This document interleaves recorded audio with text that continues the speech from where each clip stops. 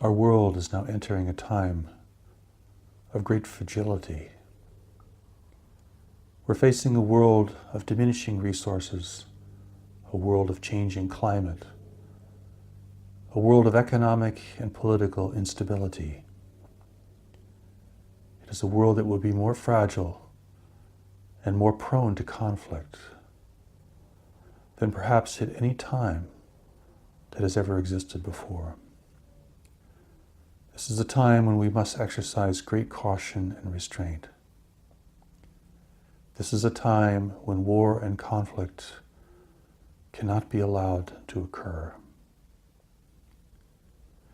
It is within this time that the Creator of all life has sent a new message into the world, a new message for the protection and the advancement of humanity.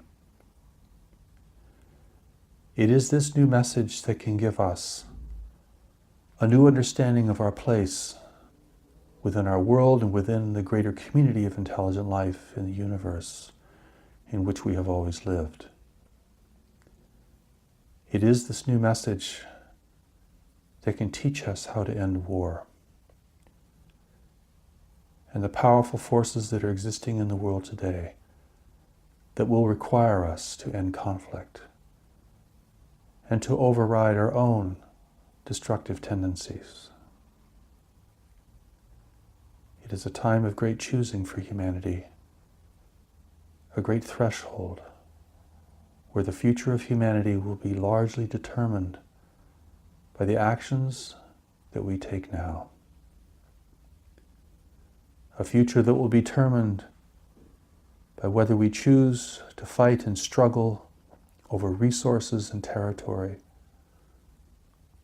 or whether we will see the need to cooperate and to unite for the preservation of our world and for the assurance of our future freedom and well-being. I share with you now but a small part of the teaching from the new message from God. A teaching that will reveal to us things we have never learned before, and to give us a perspective that we will need to choose a greater future for ourselves and for our children. What follows is the new message teaching on what will end war. This is an introduction to the new message teaching on how humanity can establish peace, unity, and strength in facing a world undergoing immense change. It is a message of hope and promise for a struggling humanity.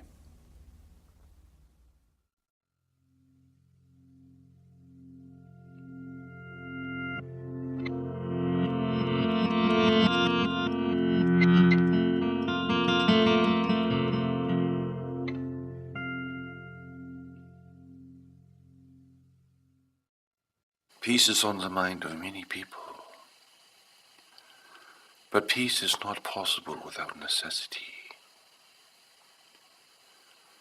Peace as a goal, or peace as an ambition, peace as a wish, does not have the power to overcome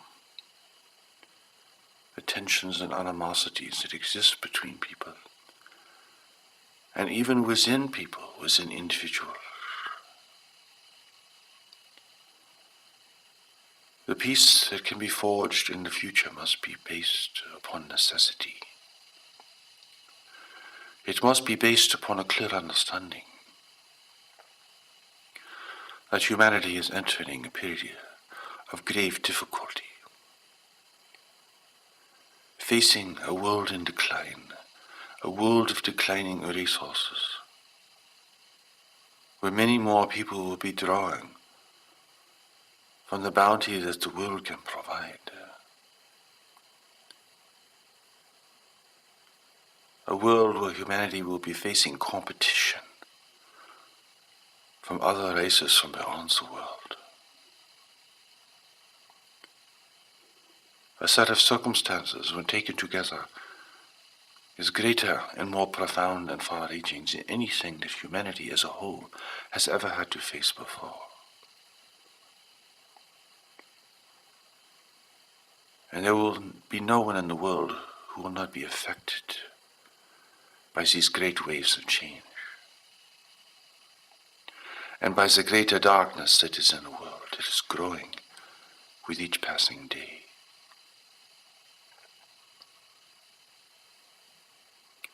Here, peace cannot simply be the cessation of conflict,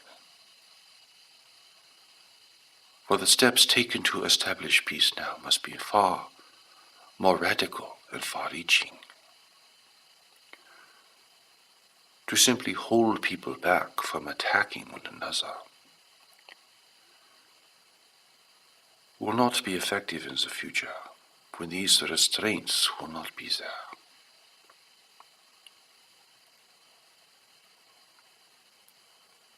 In order for you to understand what will be required in the future, you must understand the great peril of the future and the great needs of humanity, and how they can be fulfilled in the future. You must bring a new understanding to the situation, or you will not see the nature of the problem, and you will not see how the solution can be forged.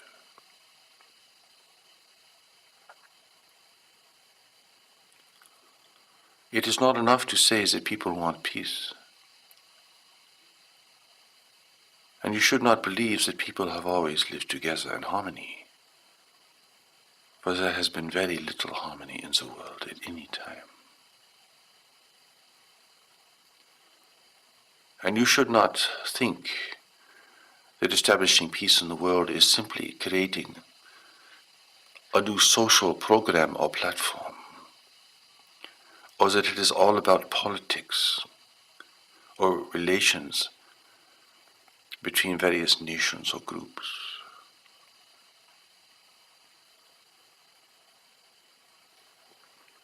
If people are at war within themselves, they will express this in the world, and they will add to conflict that exists between people. And if people are committed to fulfilling their desires, it will place them in conflict with others whose desires are competing with theirs. And if people want more than they really need, then they will be taking from others whose needs are going unmet.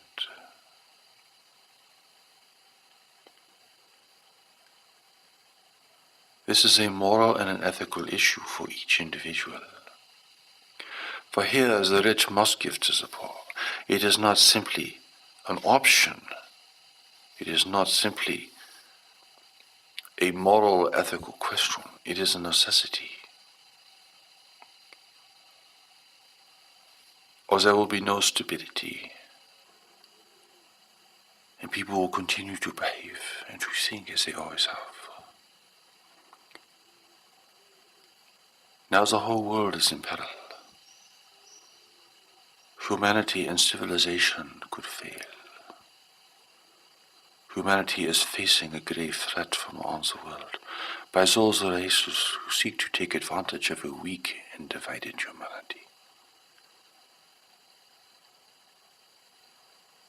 This is all revealed in the new message that God has sent into the world for the